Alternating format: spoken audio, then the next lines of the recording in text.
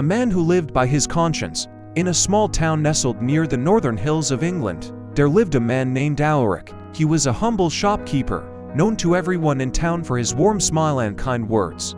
Yet what truly set Alaric apart was not the size of his store or the number of customers he served, but the unwavering strength of his conscience.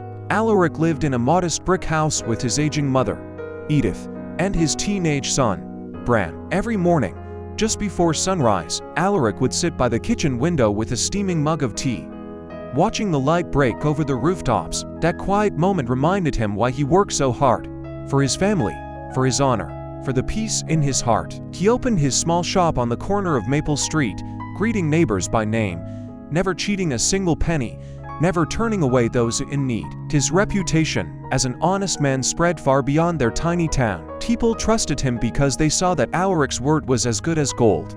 One cold autumn morning, an elderly gentleman named Oswald came into Alaric's shop to buy sacks of flour, oil, and fresh eggs. Alaric, tired from a sleepless night spent tending to his sick mother, made a mistake while counting the change and handed Oswald far too much money back. The old man, distracted by his own thoughts, took it without noticing. That night, as the wind howled outside and Bram slept soundly in his small bed, Alaric lay awake staring at the ceiling. His conscience spoke louder than the wind. "You must make this right.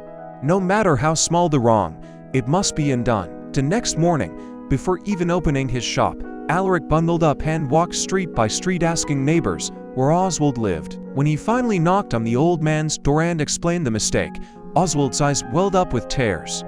"Alaric, in these times, men like you are a blessing. I shall never forget this." Word spread quickly through the town. People felt safer knowing there was someone among them whose honesty did not bend under hardship. Customers came not just for bread or eggs, but to feel the warmth of his integrity. But life was not always kind. When Edith fell gravely ill, doctors in the city told Alaric she would need expensive treatment. He did not have the money. One evening, a wealthy businessman approached him with an offer. "Alaric, I'll give you enough money to care for your mother if you agree to pass off low-quality goods as premium in your shop for a while. No one will know."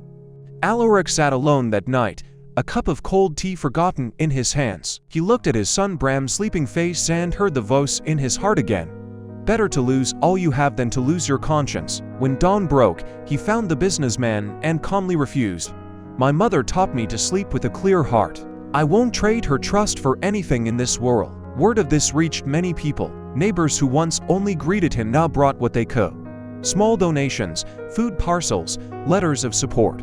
Together, the community helped Alaric cover the costs of his mother's care. Edith recovered enough to spend her final years with dignity.